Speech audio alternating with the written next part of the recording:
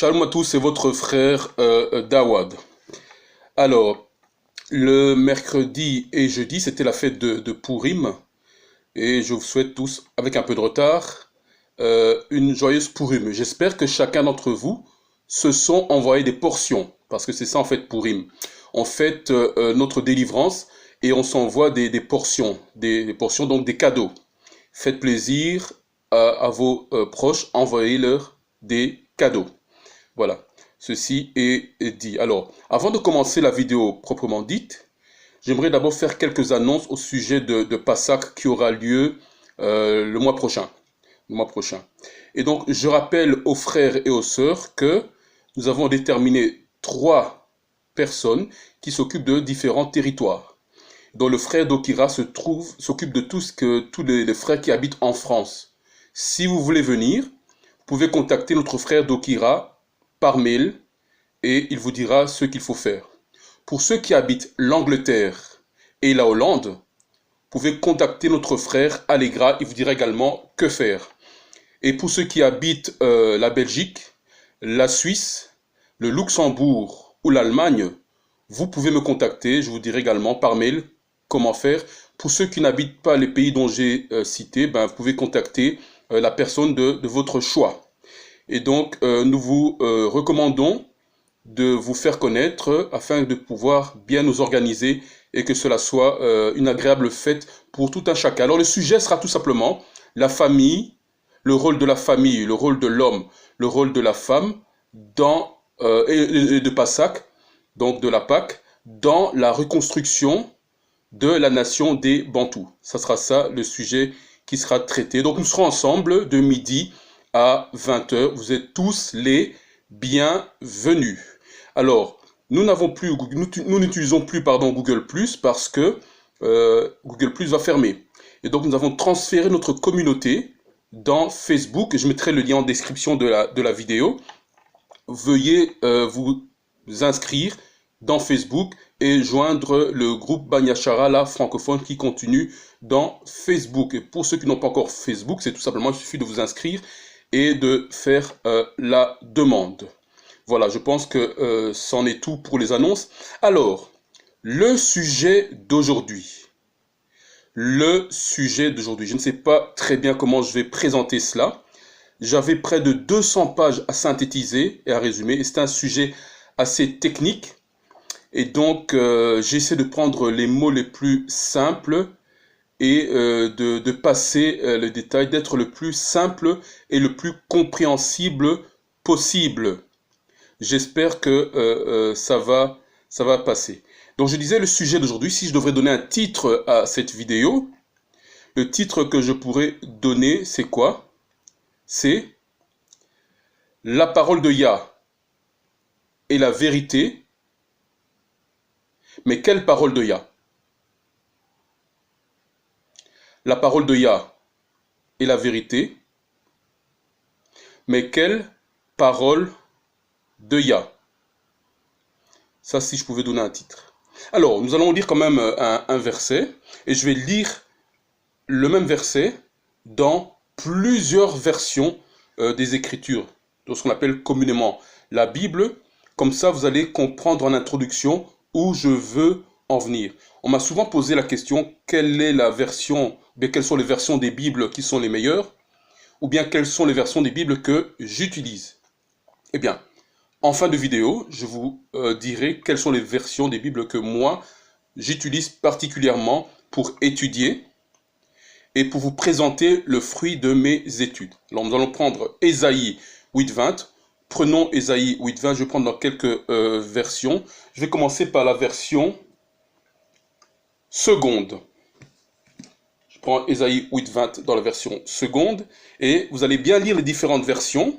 Écoutez bien les différentes versions pour voir où je veux en venir. Alors, je prends Ésaïe 8.20 dans la version, lui, seconde. Voici ce qui est écrit.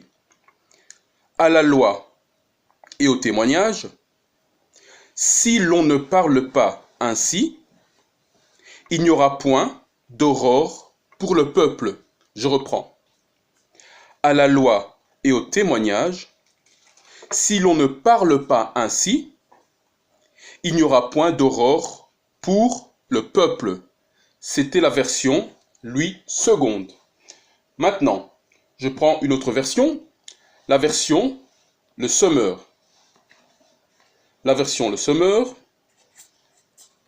toujours Ésaïe 8:20. Dans la version Le Semeur, il est indiqué ceci.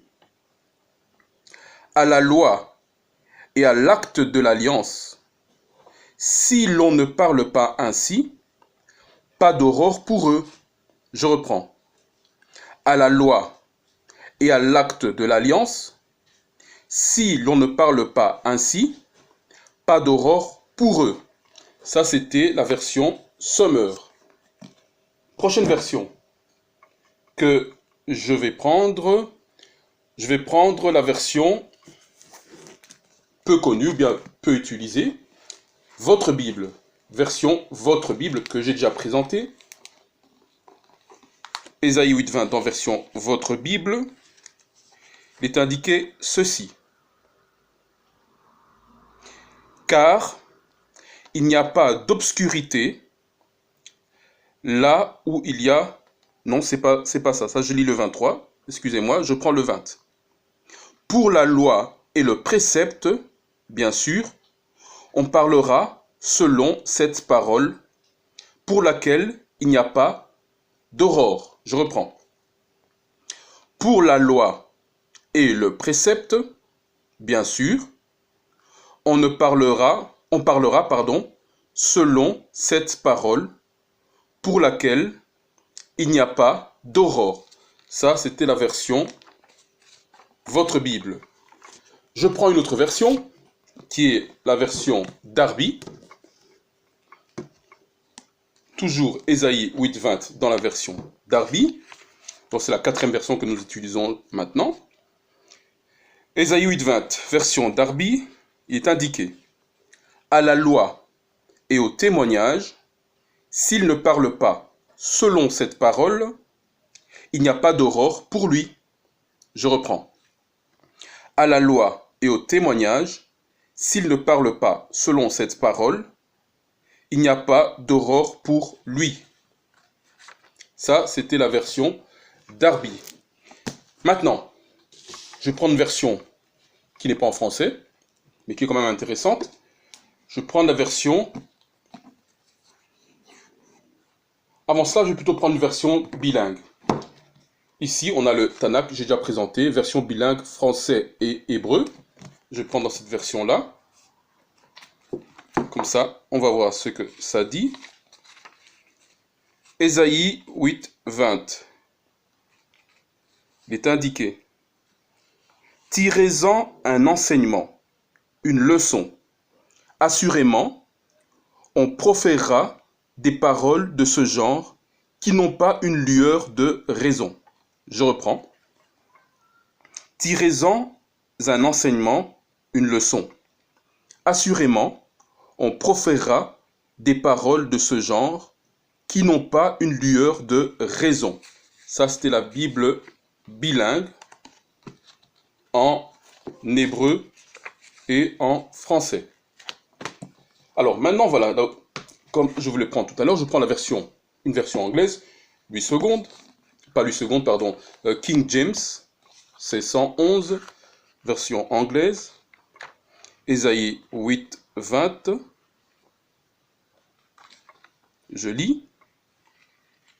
To the law and to the testimony, if they speak not according to this word, it's because there is no light in them. Et comment pourrais-je traduire cela? C'est à la loi et au témoignage, s'ils ne parlent pas en accord avec cette parole, c'est parce que il n'y a pas de lumière en eux. To the law and to the testimony, if they speak not according to this word, it's because there is no light in them. Donc à la loi et au témoignage, s'ils ne parlent pas en accord avec cette parole, c'est parce qu'il n'y a pas de lumière en eux. King James 511, anglais. Maintenant, on va terminer avec la version Bible que j'ai déjà présentée, évidemment. La Biblia Hebraica Stuttgartensia. qui est en fait en hébreu, totalement en hébreu. Je vais prendre cette version en hébreu. Ésaïe 8.20, on va tâcher de lire. Ésaïe 8.20. Voilà. Il est écrit la Torah ou la Tuida am lo ya amaru kadabar Aza, Achar, Eyon, Lo, Shakar. Ça veut dire quoi tout ce charabia? On va essayer de prendre quelques mots importants et les expliquer. La Torah, ça on comprend. La Torah, c'est la Torah. Wa, la Tuda. Ça c'est donc la Torah, ou c'est et les témoignages, ou bien le témoignage. Emlo, ya amaru, ça veut dire, amaru, ça veut dire amar, c'est dire. Dire. Le prochain mot c'est kadabar. Dabar, c'est parler. Donc, dire, c'est parole. Donc, la Torah, donc comme la Torah, les témoignages, dire, c'est parole. Achar, donc c'est être. Achar, pardon, Aya, c'est être, mais Achar, c'est ce qui est. Ayum, lo, Shakar. Donc ça veut dire ce qui n'est pas. Shakar, c'est, on pourrait traduire Shakar par l'aube. Ce qui n'est pas l'aube. Donc ce passage voudrait dire ceci. À la Torah et le témoignage sur la Torah, si ils ne disent pas ces paroles-là, ça veut dire qu'il n'y a pas d'aube en eux. Et on sait que l'aube, c'est quoi? C'est le passage de ténèbres à la lumière. C'est le premier instant où le soleil se ferait un chemin. C'est ça le mot shakar. C'est ça. C'est le passage, le premier rayon de soleil. C'est le passage que le soleil se ferait dans les ténèbres pour pouvoir finalement éclairer. C'est ça ce qui est indiqué. Alors, maintenant, la question que nous avons posée en début, nous avons dit ceci. La parole de Yah, bien les Écritures témoignent plutôt, disent que toute écriture est inspirée de Yah. Toute écriture est inspirée de Yah. Il est encore indiqué que, dans 1 Thessaloniciens 5.21, que nous devons examiner toute chose. Ça veut dire quoi? Toute personne qui vient vous présenter quelque chose, disant c'est la parole de Yah, que ce sont les Écritures, nous devons examiner ces choses-là. Mais comment faire pour examiner? C'est là qu'on peut dire 1 Timothée 2.15 qui nous dit « Étudie pour toi-même être éprouvé. » Vous voyez où je veux en venir? Étudie pour toi-même être éprouvé. Ça veut dire quoi? Lorsque la parole de Yah est présentée, nous devons juger ce qui est présenté. Nous devons analyser cela et savoir si ce qui est présenté est conformément aux Écritures. C'est ça le sens de Ésaïe 8.20, Yeshaya 8.20. Mais la question est la suivante. Comment faire pour analyser ça? Comment faire pour savoir si ce qui est présenté est réellement les Écritures? C'est ce que nous allons voir maintenant. Alors, les Bibles modernes. Il y a beaucoup de versions, comme vous avez bien vu. J'ai lu certaines versions. Encore là, je n'ai pas lu toutes les versions. Les Bibles modernes, il y a plusieurs versions. Maintenant, la question qu'on peut se poser, quelle est la bonne version? Quelle est la meilleure version? Quelles sont les meilleures versions? Quel est le problème des Bibles modernes? Bien, les problèmes des Bibles modernes, c'est qu'elles sont basées sur les mêmes manuscrits. Elles sont basées sur les mêmes manuscrits. Donc là, on se pose la question, si c'est basé sur le même manuscrit, pourquoi il y a toutes ces différences-là? Ben, la réponse est simple, ça dépend de la personne qui a fait la traduction. Ça dépend de l'inspiration de la personne qui a fait la traduction. Qui met, quand il traduit, sa propre personne dans la traduction. Entre guillemets, ses propres pensées dans la traduction. Donc, toutes ces versions, je disais, sont basées sur les mêmes manuscrits. Et c'est basé sur la Bible qu'on appelle la Septante. Alors, on va un peu s'arrêter ici quelques instants sur la Septante. Il y a des gens qui lisent un texte en français et qui disent, voilà, la Septante dit cela, et ils lisent en français. Ceux qui lisent en français, ce n'est pas la Septante, mais c'est une traduction française de la Septante. Pourquoi? Parce que la Septante originale, originelle, existe en koiné, donc en grec. Nous verrons un peu la différence plus tard entre le koiné et le grec. Elle n'existe de façon originelle qu'en koiné. Donc quand quelqu'un vient vous présenter une Bible, ou bien qu'il lit, voilà, il dit, la Septante dit ceci, et qu'il vous lit en français, ce n'est pas la Septante. C'est une traduction de la Septante.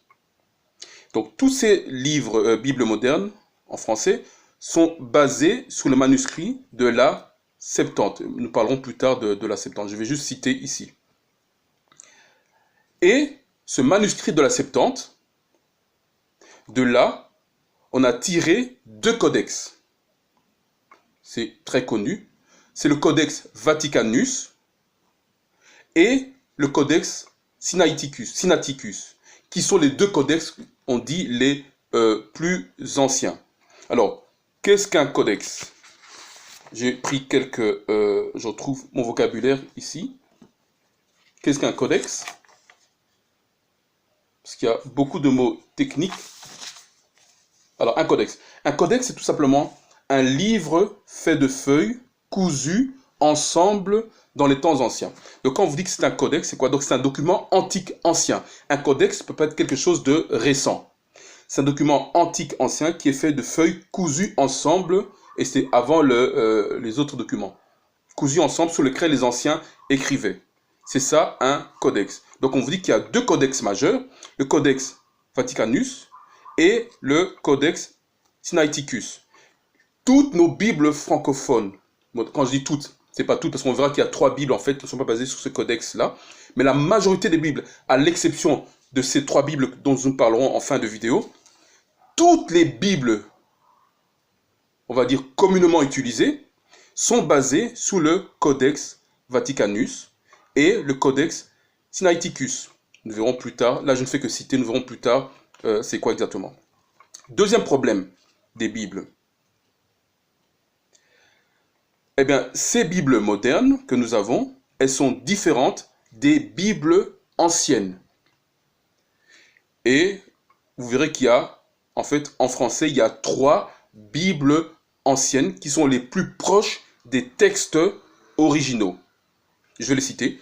C'est la Bible de l'Olivetan, qui a été faite en 1535.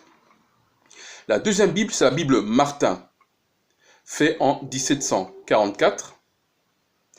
Troisième Bible francophone, qui est aussi proche des manuscrits anciens, c'est la Bible d'Osterwald, qui a été faite en 1744. Ce sont les seules 3 Bibles francophones qui sont les plus proches des textes hébreux.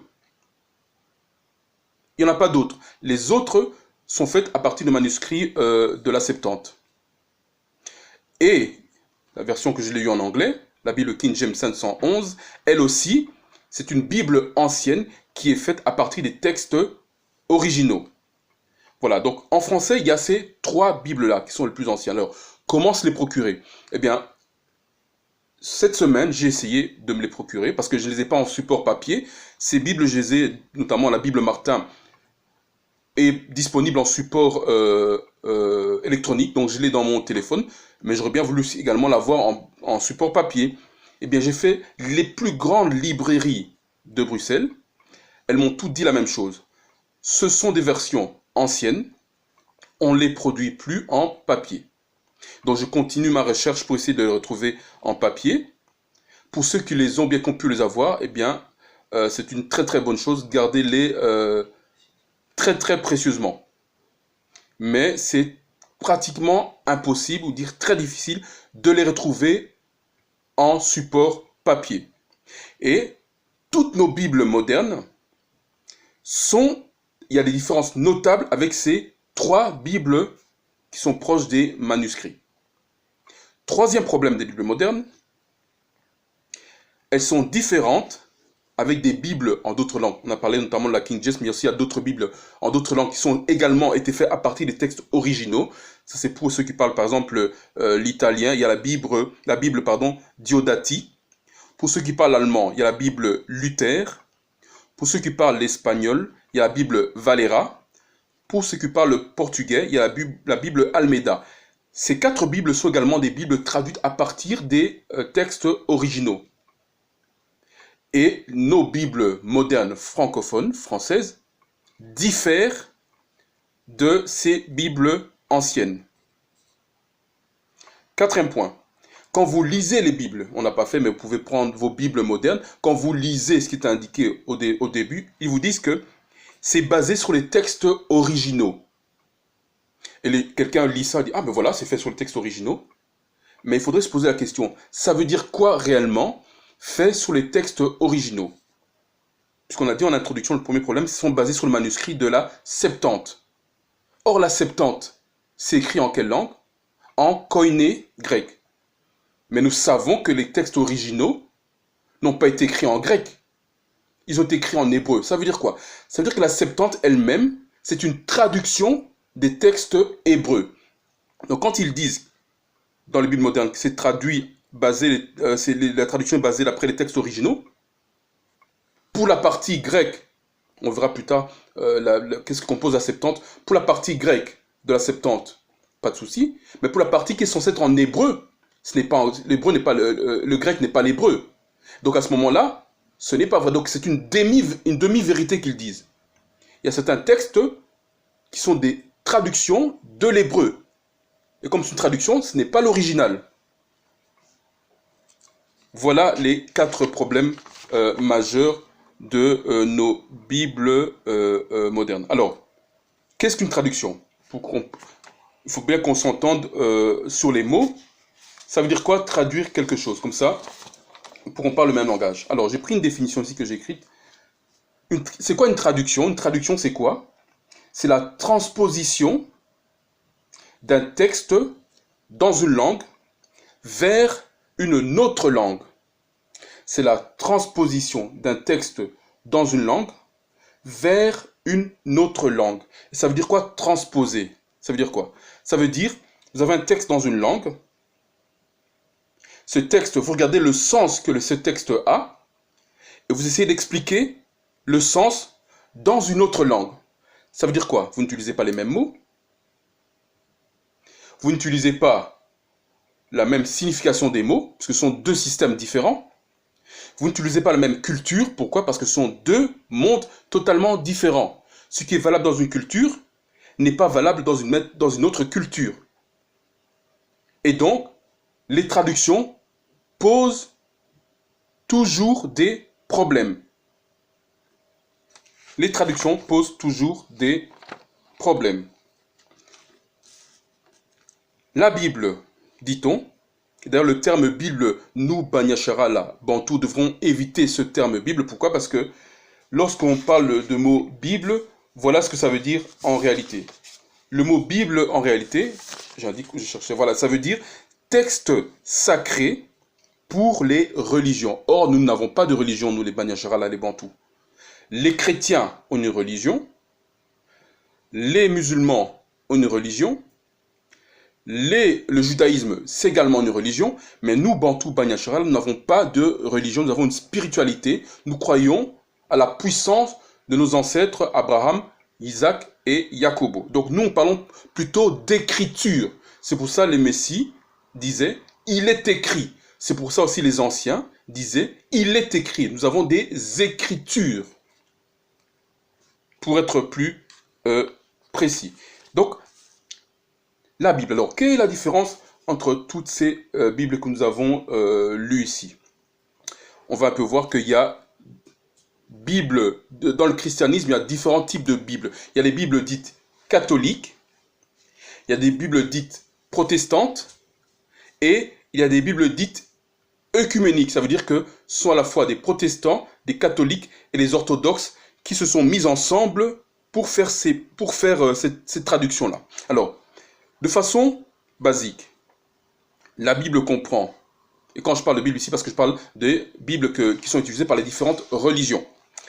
Alors, pour le judaïsme, la Bible c'est quoi? Pour eux c'est la Torah, donc qui veut dire la loi de Moïse, les 5 premiers livres, les écrits historiques, les prophètes et les écrits de sagesse. Donc, l'Ancien Testament, ça comprend pour les Juifs, ça comprend 39 livres. Ce qu'ils appellent l'Ancien Testament, comprend 39 livres. Pour les chrétiens, alors, parmi les chrétiens, évidemment, bien sûr, les Israéliens, quand je dis juifs, c'est plutôt israéliens que je voulais dire, les Israéliens ne croient pas ce que les chrétiens appellent le Nouveau Testament. Ils n'y croient pas du tout. Donc pour eux, se limite aux 39 livres. Les chrétiens. Alors parmi les chrétiens, il y a les protestants. Les protestants, ils ont également les 39 premiers livres, qu'ils appellent l'Ancien Testament, mais ils ont aussi le Nouveau Testament. Eux, ils croient au Nouveau Testament, qui contient 27 livres. Et dans ces 27 livres du Nouveau Testament, il y a les 4 évangiles que nous connaissons, les actes des apôtres, les lettres de Paul et Apocalypse qui est en fait la révélation. Il y a 27 livres. Et donc une Bible protestante contient, 39 plus 27, contient 66 livres. Pas un de plus. 66 livres. Ça, c'était pour les protestants. Maintenant, les catholiques. Les catholiques croient au Nouveau Testament, donc les 27 livres, et à l'Ancien Testament, ils croient aux 39 livres, mais ce n'est pas tout. Ils croient aux 39 livres plus 10 autres livres qu'ils appellent deutérocanoniques. Donc en réalité, ils croient à 49 livres plus 27 livres. Donc si on fait 49 plus 27, ça fait 50, 49, 66, 86. Est-ce que j'ai bien compté? 40, 50, 76, voilà. Ils ont 76, pardon. 76. Donc les catholiques, eux, ils ont 76 livres. On verra quand on prendra les Bibles une par une, quels sont ces livres. Maintenant, les orthodoxes, eux, ils croient, ils ont encore plus de livres. Les orthodoxes, en plus des 10 livres des catholiques, ils ont encore 6 livres supplémentaires.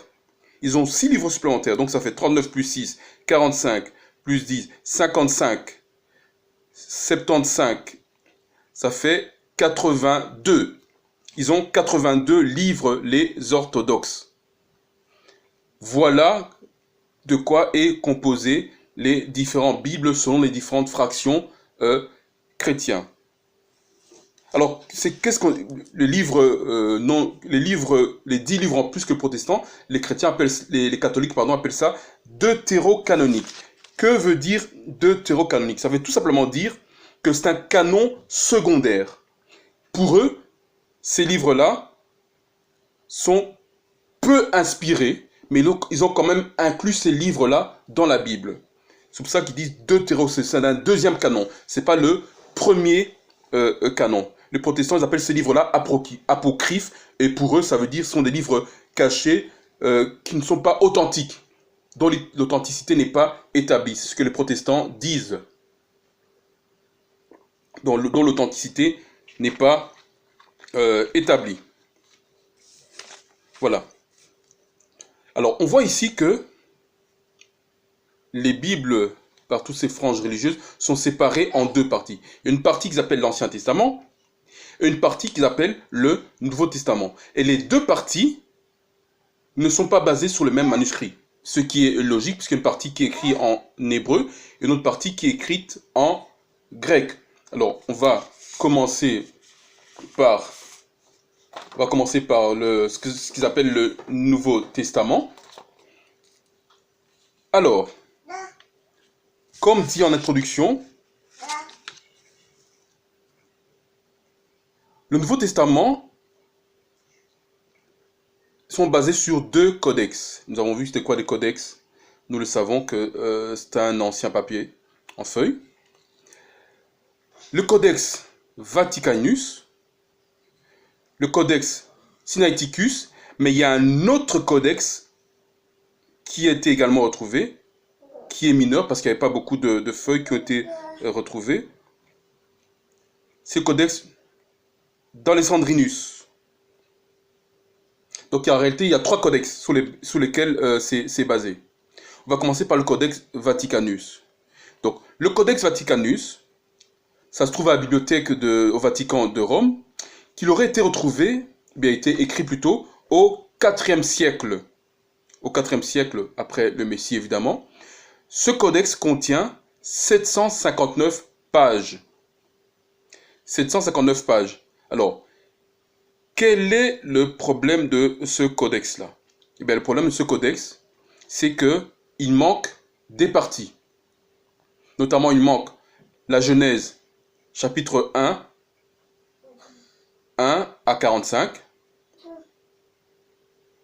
Et puis, il manque également 28. Il manque également Matthieu 16, 2, 3.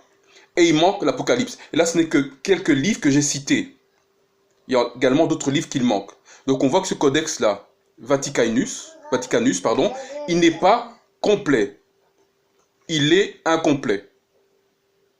Le deuxième codex sur lequel les versions actuelles sont basées, c'est le codex Sinaiticus. Et cela, on le retrouve au musée British Museum à Londres, pour ceux qui veulent aller voir. Alors, il est également retrouvé, plutôt écrit au IVe siècle, et plus exactement entre 325 et 350 de notre ère, après le Messie. Celui-là ne contiendrait que 43 feuilles. Vous voyez que c'est très peu. Et donc, il est donc incomplet.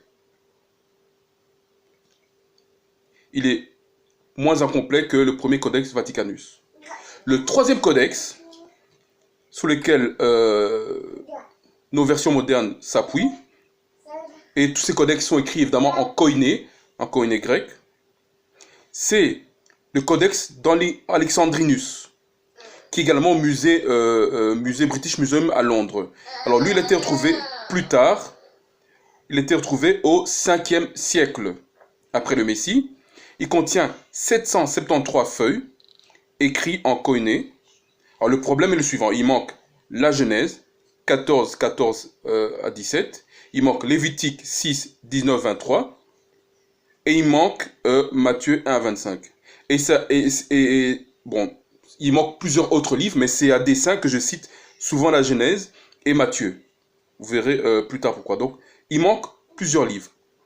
Alors, le problème est le suivant, que tous ces codex que j'ai cités, codex Vaticanus, codex Sinaiticus, codex Alexandrinus, ne constituent que 5% des manuscrits retrouvés en grec, en koiné grec, alors qu'il y a plus de 6000 manuscrits qui ont été retrouvés. C'est pour ça que ces codex sont considérés comme étant des codex minoritaires. Ne contiennent que 5% des manuscrits. Ce sont des codex minoritaires. Donc vous voyez que nos Bibles modernes, ou les gens qui utilisent uniquement ces Bibles-là sur base de leur étude, vous voyez très bien, vous comprenez très bien qu'il y a un certain point au-delà duquel vous ne pourrez pas aller, puisque ce sont des documents, entre guillemets, mineurs, et en plus, ne sont pas précis parce qu'il manque des parties. Maintenant, on va parler des codex de ce que les religions appellent l'Ancien Testament. eh bien, il y a deux codex reconnus comme étant les plus anciens. Il y a le codex d'Alep et le codex de Leningrad. Alep et Leningrad. Alors, le codex d'Alep qui est le plus ancien, il a été retrouvé entre 9, ou bien plutôt écrit entre 910 et 930 avant le Messie. Mais le problème de ce codex, c'est que depuis 1947, il est incomplet. Il manque un tiers de ce codex-là. Pourtant, c'est le plus ancien codex qui a été retrouvé de ce qu'on appelle l'Ancien Testament. Mais il manque un tiers de ce document-là.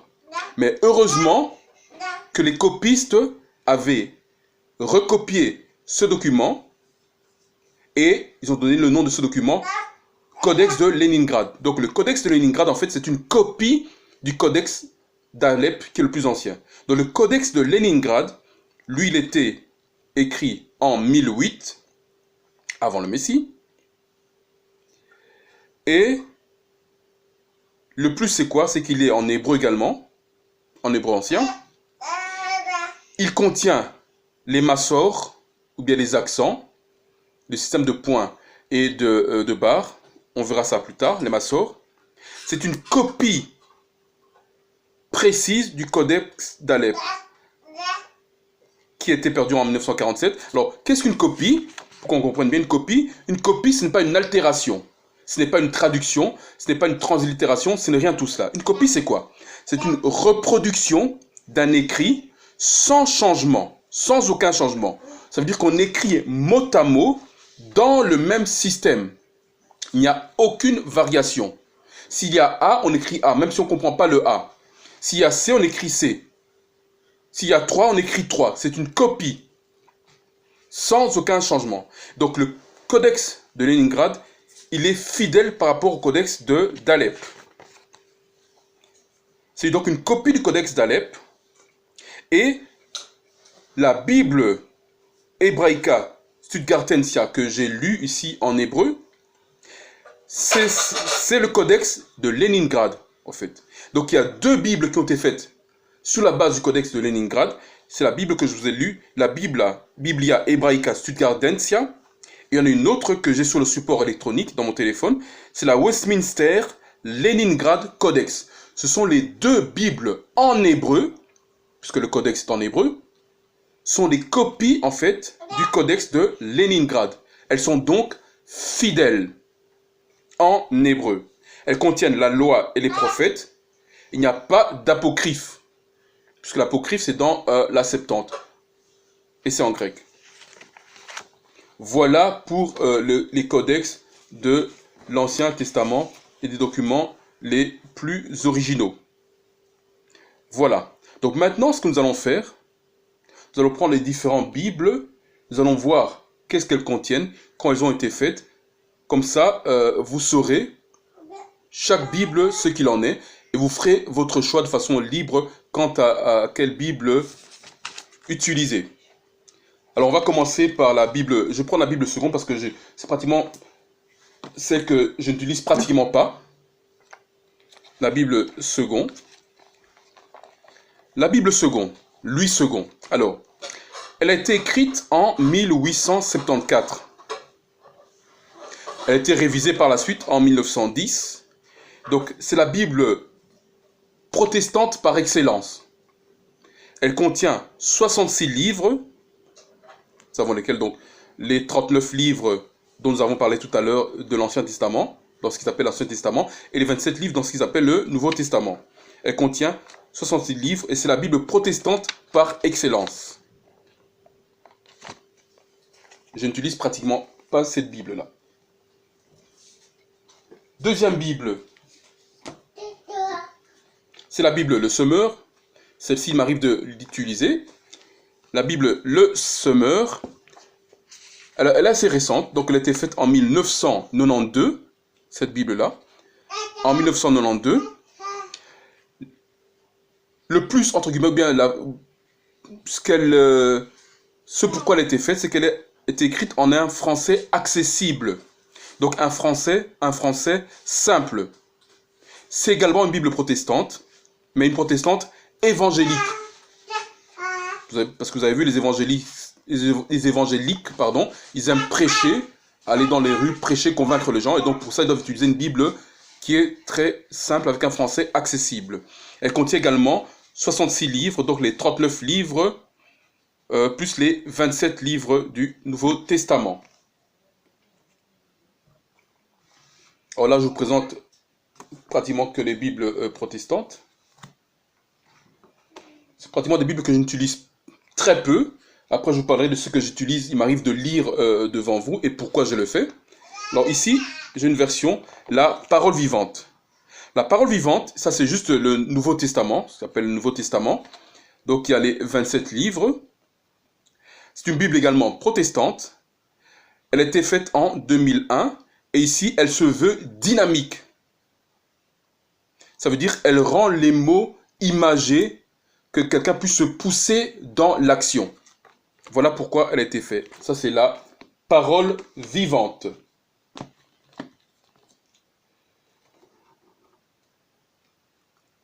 Alors, maintenant, je vais vous parler, ça c'est les versions un peu qui m'arrivent d'utiliser.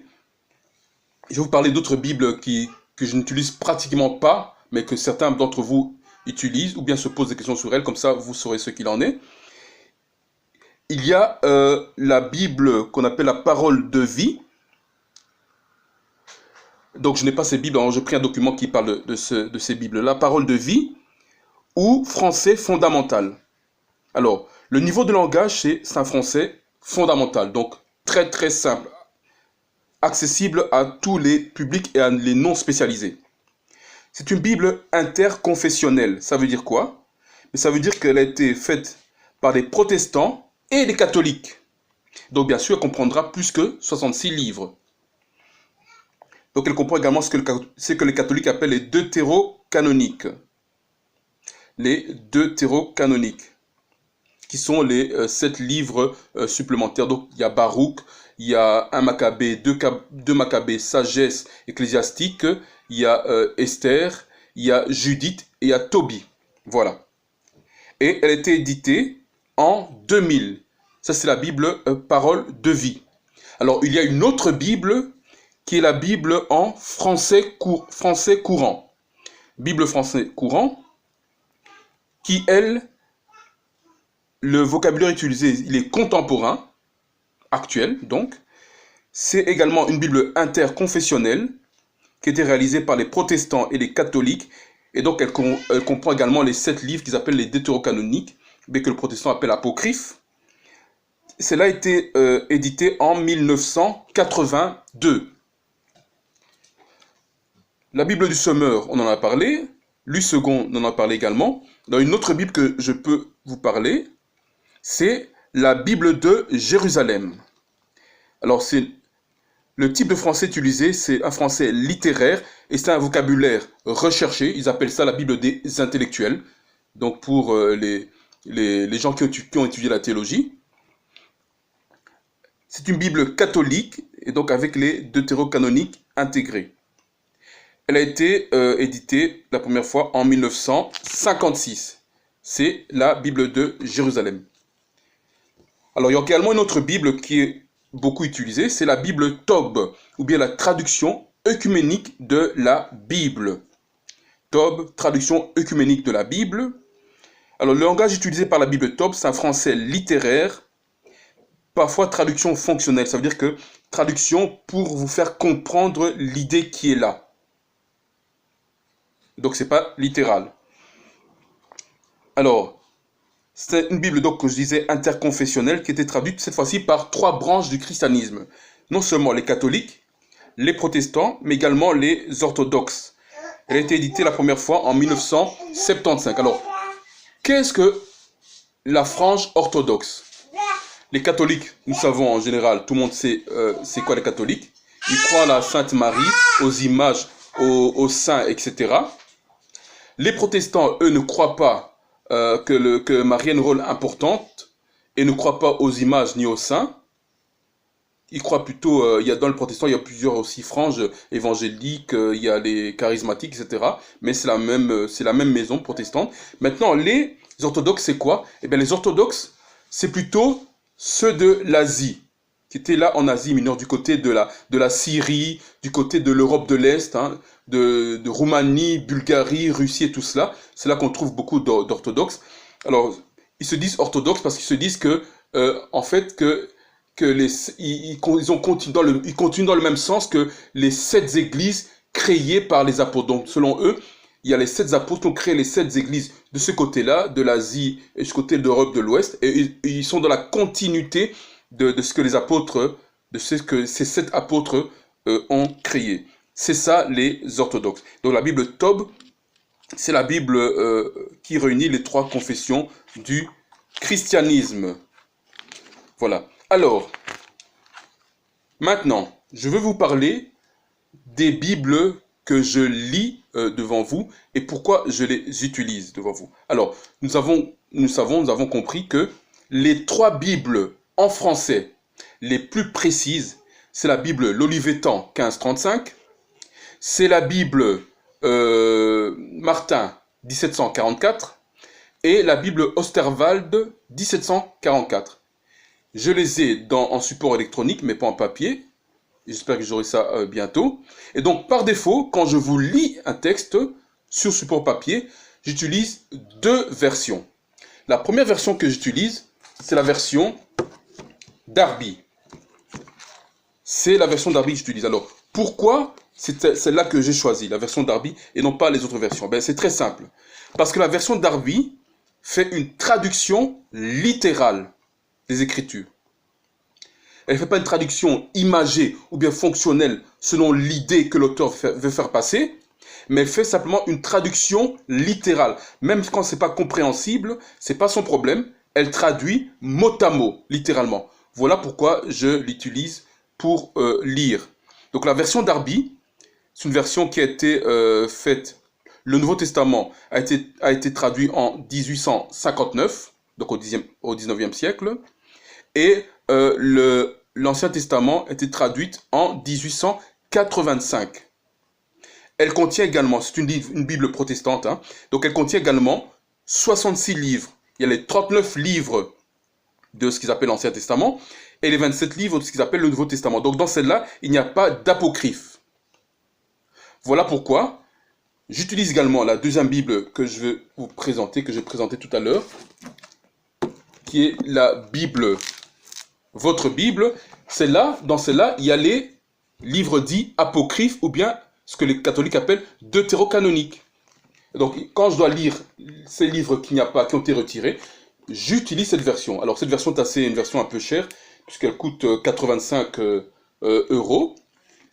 Mais l'avantage, c'est qu'il y a les livres retirés. Donc, elle a été éditée en 1972. Elle comprend 7 livres supplémentaires. Ces livres, je les ai cités tout à l'heure. C'est la version Tobie, Judith, Maccabée 1, Maccabée 2, Sagesse, Ecclésiastique, ou bien le Siracide, et Baruch. Donc il y a 39 livres, plus les 7 livres à la fin des 39 livres, donc entre ce qu'ils appellent l'Ancien Testament et le Nouveau Testament, plus les 27 livres du Nouveau Testament, il y a 73 livres. Donc c'est une Bible qui était faite par les catholiques et les orthodoxes. 73 livres. Voilà pourquoi je vous lis ces 2 Bibles, parce que, par défaut, je ne parviens pas à voir Martin, ni Osterwald, ni l'Olivetan. Ça, c'est ce que je vous lis. Mais maintenant, dans ce que j'étudie, pour avoir la compréhension la plus précise des Écritures, comment je fais? Je n'utilise pas ces versions-là. Ça, c'est pour vous lire. Dans ma façon d'étudier, pour avoir la compréhension des Écritures, j'utilise, ça c'est la base, la Biblia Hebraica Stuttgartensia, donc le codex de Leningrad, qui est une copie du codex d'Alep. C'est ça que j'utilise. Et comme vous la voyez, j'ai déjà présenté, totalement en hébreu, il n'y a pas un seul mot de français, c'est totalement en hébreu. Celle-là, elle a été éditée en 1977. Alors, le plus de ces Bibles, c'est quoi? C'est une source primaire pour le codex d'Alep. Ça veut dire quoi? Si les parties manquantes, le tiers de parties manquantes du codex d'Alep, on le retrouve dans le codex de Leningrad, qui est faite, en fait, qui est cette Bible, c'est qui est une copie du codex de Leningrad. Donc c'est écrit en hébreu ancien, plus les massors. Alors les massors, c'est quoi? C'est simplement les systèmes de points et de barres qu'on met au-dessus, en bas et entre les lettres. À quoi ça sert, ces systèmes de barres? Ben, c'est pour pouvoir lire, parce que ceux qui ne sont pas initiés ne savent pas lire les mots, c'est pour pouvoir lire, faciliter la lecture. C'est quoi les massors? J'avais écrit ici les massors. Les massors, c'est quoi? Ben, c'était des sages qui copiaient les textes de façon fidèle.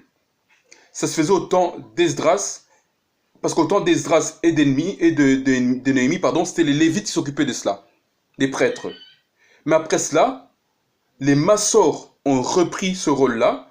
Ils ont commencé à copier les textes de façon fidèle. Et ça formait la base, dans les années 90, ça formait la base de nos écritures ici, avec le système de points et de barres. Ils ont fait ça donc après les Lévites. C'était les sages auxquels était assignée cette tâche de copier les écritures. Quand on dit copier, ce n'est pas traduire. Donc ils ont écrit, ils ont reproduit mot à mot, sans aucun changement, dans le même système, qui est en hébreu. Et justement, les Bibles Olivetan, 1535, Martin, 1744, et Osterwald, 1744, elles traduites directement à partir de ce document-ci que je vous présente, Codex de Leningrad, directement traduit à partir de ce document.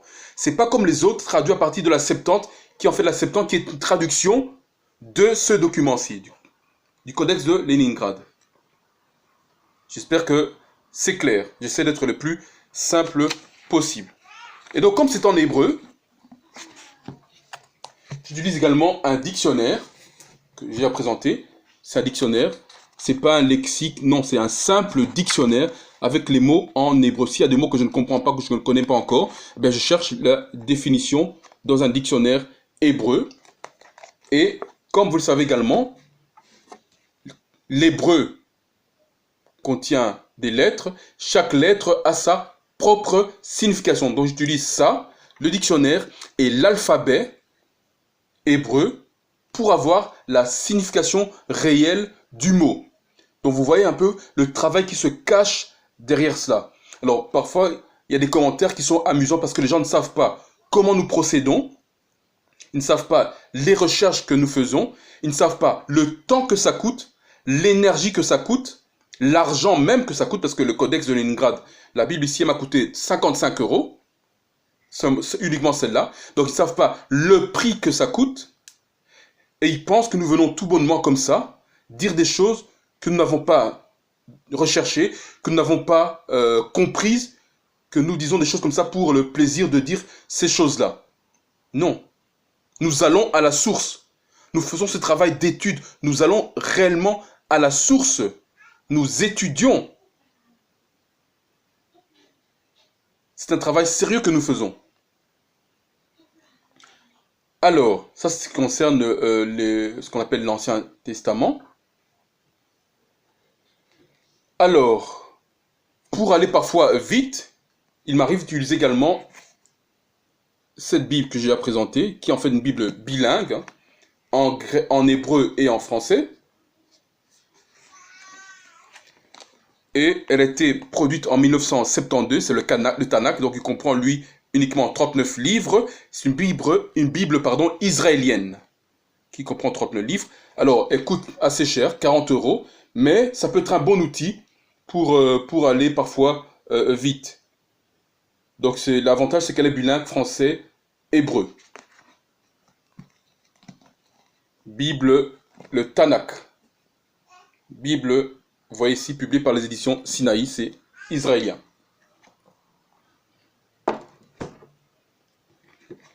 Alors, je ne sais pas si j'ai présenté King James. Non, j'ai pas encore présenté. C'est pour aller dans le même sens, hein. Donc, c'est avec Martin et Olivetan et Osterwald. Elle est basée également sur le codex de Leningrad que je vous ai montré ici dans la Bible hébraïque Südkartentia. Alors, l'avantage, c'est quoi? Dans la Bible dans la King James 1611, c'est que ici, elle contient également les apocryphes, alors que Martin, Olivetan et Osterwald ne contiennent pas les apocryphes. Ici, elle contient les apocryphes. Donc, elle a été faite en 1611. Autorisée, c'est le King James, le roi James qui a autorisé des rabbins à traduire cette Bible à partir des textes massorètes hébreux, codex de Leningrad. Et la partie, ce qu'on appelle apocryphe ou bien deutérocanonique, donc les 7 livres-là, ici il y en a plus, il y en a 15, dans les livres retirés, eux ont été traduits à partir de la Septante. La Septante qui est en grec, je répète, qui n'est pas en français, qui est en grec, en koiné grec. Et les textes du Nouveau Testament est également traduits en partir des documents en koiné grec. Donc elle est plus complète que nos versions Olivetan, Martin et Osterwald, puisque là, les livres retirés. Dans les livres retirés, ils sont les 15 livres, il y a Esdras 1, Esdras 2, Tobie, Judith, Esther, le complément au livre d'Esther, pardon, Sagesse, Ecclésiastique, Baruch, les lettres de Jérémie, la prière d'Azaria, Suzanne, Bel et le dragon, la prière de Manassé, le premier livre de Maccabée et le deuxième livre de Maccabée. Donc il y a 81 livres dans la King James 1611. Ça c'est pour ceux qui, très bon outil, pour ceux qui parlent l'anglais, vous pouvez également vous procurer. Je pense qu'elle m'a coûté 30 ou 40 euros, je ne me rappelle plus très bien. Mais aussi assez difficile à trouver. Du moins dans un pays francophone. J'imagine que dans un pays anglophone, elle est assez facile à trouver. Alors, pour les versions de la Nouvelle Alliance ou du Nouveau Testament, j'utilise dans mon étude, voilà ce que j'utilise.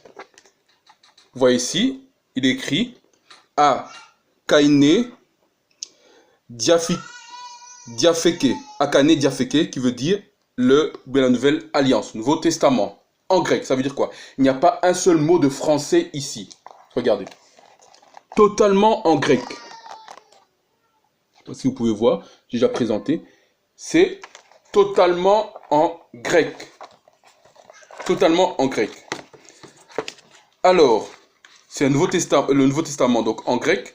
Celui-là, cette version, éditée en 1800, en koiné, et il a assez bon marché, 10 euros. Elle est éditée en koiné. Alors, c'est quoi la différence entre le koiné et le grec? Il y a une différence entre le koiné et le grec. C'est quoi le koiné en fait? Le koiné, et j'avais écrit ici, je reprends. Le koiné, ça veut dire commun en grec. Donc le koiné, c'est quoi? C'est un langage commun. C'est plusieurs dialectes qui étaient parlés dans le bassin de la mer Égée, donc du côté de la Grèce et la Turquie, etc. Et c'est donc un rassemblement de plusieurs dialectes qui fait le koiné. C'est une langue ancienne et c'était la langue commerciale qui était compréhensible dans les échanges, différents échanges commerciaux. C'est ça le koiné. Le koiné, c'est différent du grec actuel. Le grec actuel, ça vient de ce grec qui vient du langage écrit, philosophique. Le koiné, c'est ancien.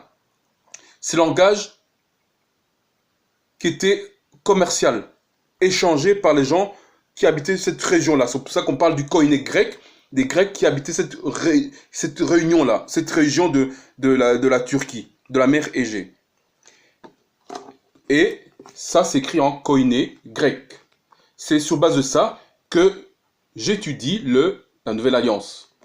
Alors, comme c'est en grec et je ne comprends pas tous les mots, bien sûr, il me faut un dictionnaire, ici, comme vous voyez, grec-français.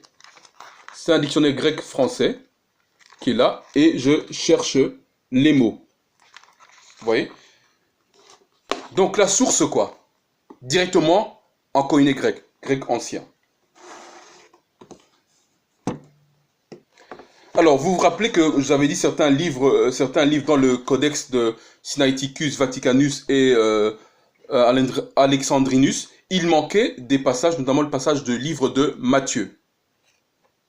C'est pour ça ici, également, dans mon étude, j'utilise ici, comme je vous indiquais en hébreu, Abrit Achadasha. Abrit Achadasha, ce qui veut dire, Brit c'est alliance, et Khadasha, c'est renouveau, bien nouvelle, donc c'est la nouvelle alliance.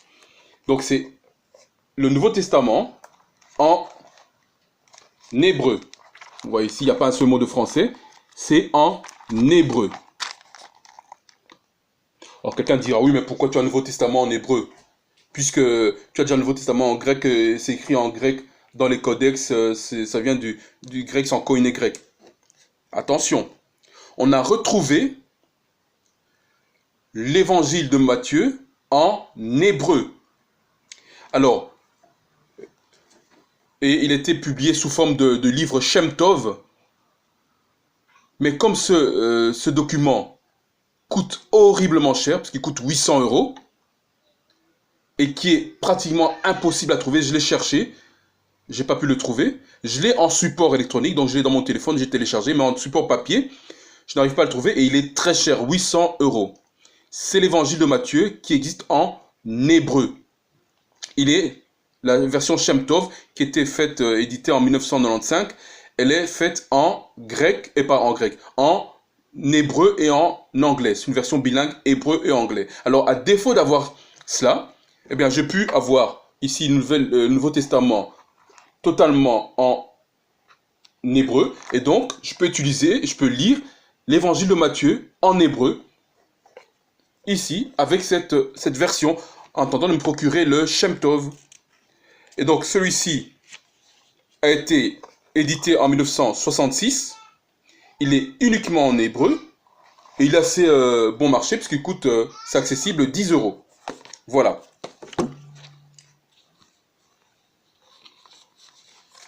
Ça, ce sont les sources que j'utilise dans mon étude. 3 sources de base, je répète. Codex de Léningrad, hébreu. Le Nouveau Testament en koiné grec. Et puis l'évangile de Matthieu, le Nouveau Testament en hébreu, avec l'évangile de Matthieu en hébreu. Alors, la Septante, version papier, je ne l'ai pas encore. J'ai dans mon téléphone. Je vais commander cela dans les jours qui viennent. Version papier. Elle est assez accessible, ça coûte 55 €. Et donc, je pourrais aussi vous présenter, finalement, quand je recevrai, je vous présenterai la Septante en version originelle, qui, je rappelle, qui est en grec, mais qui n'est pas en français. Ceux qui vous le dites, je lis, voilà, ça c'est la Septante, dit ça qu'ils lisent en français, c'est pas correct. Ce sont des traductions. Mais là, je présenterai la version originelle en grec. Elle comprend donc 39 livres, plus les 7 livres dits deutérocanoniques par les catholiques, ou bien apocryphes par les protestants. Elle a été écrite en 270 avant le Messie, et c'est en koiné, uniquement en grec. Et la Septante, c'est une traduction de l'hébreu. Donc c'est une traduction du codex en fait de Léningrad. Vous direz pourquoi elle fait ça, parce qu'il a déjà le codex de Léningrad. Et bien, pourquoi je fais cela? C'est tout simplement parce que il y a les 7 livres apocryphes qui seront en grec, et c'est ça qui m'intéresse, c'est d'avoir ça en support papier. Et donc encore 2 Bibles que je dois me procurer, c'est la Septante ou Septuaginta et la version Shem Tov. Alors, il y a une autre version aussi que j'utilise parfois dans mon étude, c'est manuscrit de Qumran. J'ai déjà présenté, je pense. C'est le manuscrit de Qumran, elle qui était retrouvée en 1947, entre 1947 et 1956 en Cisjordanie, donc qui est l'actuelle maintenant Jordanie. Alors, ceux qui ont daté cela disent que ça vient du 3e et 1er siècle avant le Messie. Alors, le plus, c'est quoi? C'est que il y a des écrits en hébreu. On a trouvé des écrits en hébreu, en araméen et en koiné grec, qui sont en fait les 3 langues avec lesquelles on retrouve des livres dans les Écritures. Donc, l'hébreu et l'araméen, c'est pas la même langue. L'araméen, c'était une langue commerciale. C'est la langue administrative de l'époque. Tandis que l'hébreu, c'est la langue littéraire, la langue écrite de l'époque. Il ne faut pas confondre l'hébreu et l'araméen. Souvent, les gens pensent que l'araméen, c'est l'hébreu. Non, l'araméen, c'est une langue sémito-kamitique, donc c'est une langue, entre guillemets, africaine. Pour ceux qui disent que les écritures ne sont pas, ça ne vient pas de nous, non. L'araméen, c'est une langue sémito-kamite, donc c'est une langue de Kam et de Sem. C'est un mélange. Et donc, ça comprend des livres qui sont antérieurs au codex d'Alep. C'est ça l'intérêt du manuscrit de Qumran. On a retrouvé la version complète d'Ésaïe en hébreu et qui correspond au codex de Leningrad. C'est comme ça qu'on sait qu'il est correct. Et là-dedans, il y a 970 manuscrits dans le manuscrit de Qumran. Et donc, je l'ai en anglais bien sûr, mais moi, mon désir, c'est de l'avoir en langue originelle. Donc, j'aimerais bien l'avoir en hébreu, en araméen et en grec. C'est ça mon but, d'être le plus près de l'origine possible pour avoir le sens le plus précis, le plus correct possible. Voilà, alors il y a encore 3 versions que j'hésite à parler de cela. Bon, je vais quand même les citer. C'est le Didaché, le Targum et la Vulgate. C'est quoi les Didaché? C'est un document qui a été retrouvé au 1er et au 2e siècle. On dit que c'est les écrits des 12 apôtres. Il est en koiné, ce document-là. On dit que c'est les écrits des 12 apôtres. Mais bon, je ne l'ai pas. J'ai commencé à le lire, puis j'ai laissé. Je ne l'ai pas en support papier, bon, je l'ai en support électronique. Il y a le Targum. Qu'est-ce que le Targum? C'est une Bible en araméen, tout simplement. C'est une Bible en araméen qui contient les interprétations rabbiniques, surtout utilisées par les Israéliens du Yémen. Le Targum. Et également la Vulgate. Qu'est-ce que la Vulgate? Ben, c'est tout simplement la Bible catholique qui est écrite en latin. Et l'avantage pour les catholiques, c'est quoi? Pour ceux qui savent lire le latin, c'est quoi? C'est que l'Ancien Testament a été traduit directement, à partir de Codex de Leningrad en hébreu. Il n'est pas passé par la Septante. Et son Nouveau Testament, lui, l'écrit en koiné. Voilà, c'est juste pour les citer. Donc vous voyez, mes frères, lorsque nous étudions les Écritures, lorsque nous vous présentons des sujets, voilà ce qui se cache derrière. Ça ne sort pas de notre imagination. On étudie véritablement les mots, les langues, dans leur version originelle. Donc on vous donne l'explication dans la version originelle et avec l'esprit de Yah que nous avons. Avec l'esprit régénéré de Yah que nous avons, nous vous donnons ces choses-là. Alors, vous de votre côté, quel est votre travail? Votre travail est la même chose. D'essayer d'aller le plus loin possible dans votre étude, afin que lorsque nous allons vous présenter des choses, nous puissions parler le même langage.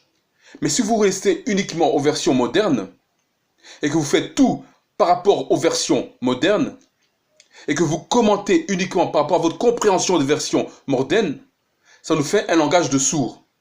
Ce que je dis, vous n'allez pas comprendre cela. Pourquoi? Parce que vous comprenez des traductions. C'est comme cela. Voilà pourquoi parfois il y a des incompréhensions entre nous. Je dis une chose, certains comprennent autre chose. Pourquoi? Parce que la base des documents utilisés n'est pas la même. C'est pour ça que les Écritures nous disent, et je les lis, je l'ai cité en début de vidéo, éprouver toutes choses, mais pour éprouver toutes choses, il faut savoir comment faire pour éprouver. Étudier, mais pour étudier, il faut étudier avec les bons documents. Nous avons fait l'exercice en début, j'ai lu Ésaïe 8.20 dans les différentes versions, vous voyez les différences qu'il y avait. Vous pouvez aller en début de vidéo. Alors, j'espère que maintenant que quelqu'un est au clair par rapport aux différentes versions des Écritures et que le choix qu'il fera, que chacun fera, qu'il le fera en pleine connaissance de cause.